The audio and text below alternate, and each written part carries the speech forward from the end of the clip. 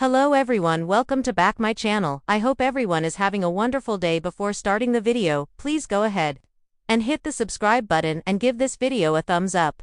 All of Kane's plotting and planning is about to blow up in his face, as his trusted manservant Carter clearly has an unhealthy obsession with his boss.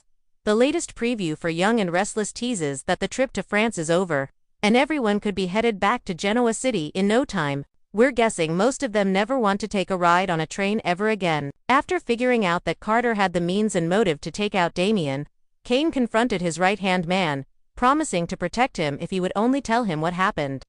Of course, Victor and Chance were listening around the corner in the garden maze, waiting for Carter to spill all.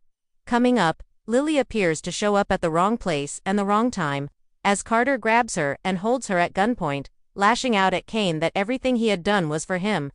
The promo also seems to tease, "That's all, folks." Where Carter is concerned, Kane tells Amanda that she made the right decision in calling the authorities, and Kane has been cleared of any wrongdoing. Well, except for the fact that he lured his enemies to his estate, trapped them there, subjected them to a madman. Damien was murdered, and the trip nearly cost Nick his life. All vacations must come to an end, even ones you wished you had never embarked on. As everyone's cell service suddenly returns, Victor assumes Kane has known he's lost the game. Indeed, Kane unleashes his hanger in his office. Kane may be down, but he's certainly not out. Read the Young and Restless spoilers to find out what Jack does for Billy, and who comes to Tessa's aid.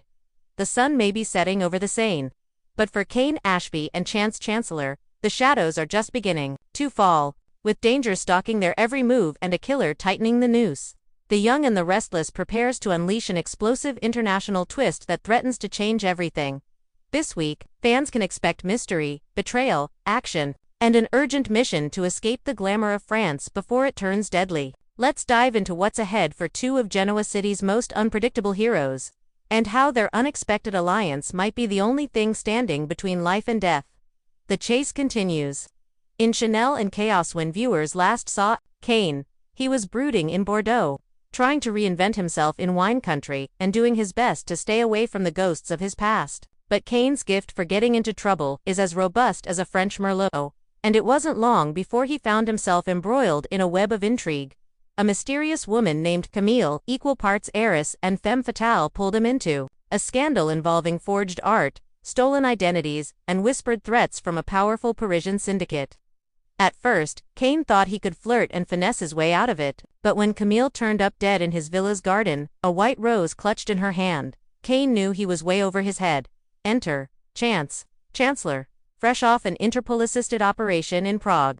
Chance receives a coded message from Camille just hours before her murder. It's a name only someone close to Nina Webster would recognize, and that name is Kane. With that, Chance heads to France, finding Kane in a state of panic. A shattered wineglass in hand, and a growing sense that someone is framing him, or hunting him. Clues, cover-ups, and a killer on the loose. Kane and Chance are an unlikely duo, one a rogue with charm, the other a bivouac lawman, but with one dead body, two conflicting stories, and 3 days until the French police close in. They have no choice but to team up.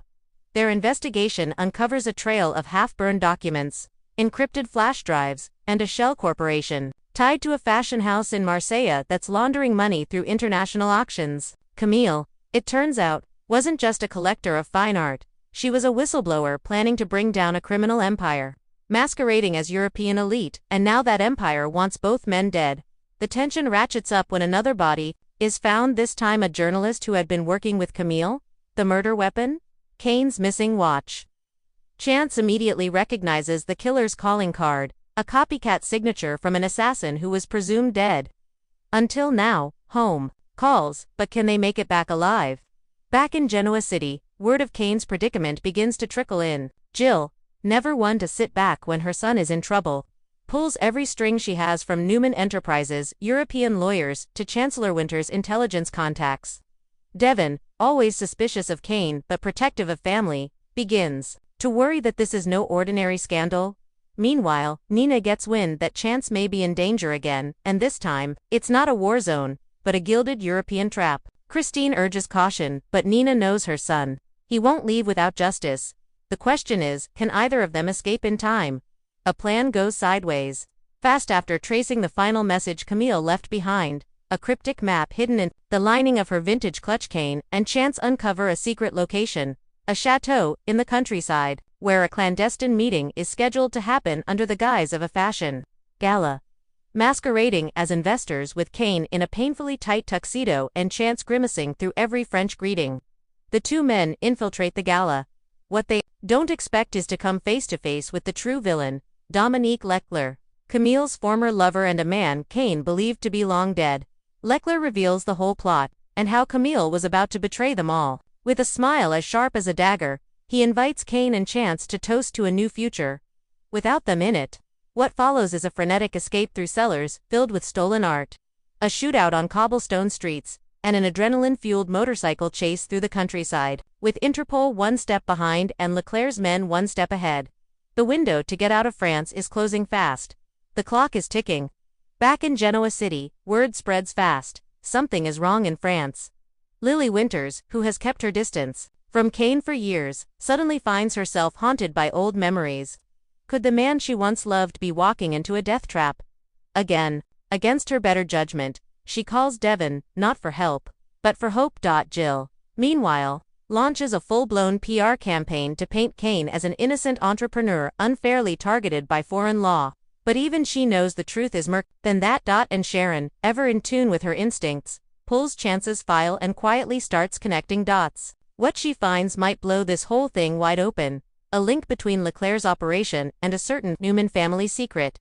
Goodbye, France. Hello, Fallout. Tafter barely escaping with their lives and blowing up half a vineyard in the process. Rip, vintage Merlot. Kane and Chance finally make their way to the coast, where a boat arranged by Jill's offshore contact is waiting. But even as they board, they know they're not out of the woods.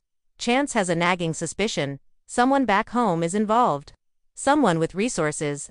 Someone who knew where Camille would be, and when. Kane, meanwhile, has a revelation of his own. It turns out Camille had a daughter, and she's missing. With guilt tugging at his conscience and adrenaline still pulsing through their veins, Kane declares he's not going back to Genoa City until he finds her. Chance wants to protest, but deep down he agrees. This story is far from over, but they need backup. They need to regroup, and they need to bring the fight home. Coming next week on The Young and the Restless, Kane returns to Genoa City, scarred, shaken, and with secrets that could tear open old wounds, especially when he walks into Crimson Lights and sees Lily again. Chance delivers a confidential report to Christine, and omits several key details. What's he hiding? Victor Newman makes a cryptic call to an unknown associate in Monaco, warning them, "We have a Kane problem." Camille's daughter is revealed, and she's closer to the Abbott family than anyone expected. And someone in Genoa City is working for Leclerc, and they're not done killing yet. Bottom line, the past and present are crashing together in a whirlwind of suspense, scandal, and emotional upheaval. Kane and Chance may have survived France, but, as they'll soon learn, the deadliest secrets are waiting right back home. So buckle up, and our fans. Because this summer, murder knows no borders, and redemption may come with a price. Stay tuned. The wine may have been spilled in Bordeaux, but the blood is just beginning to flow in Genoa City. Thanks for watching this video, and please subscribe our Update World 24 YouTube channel for more update news.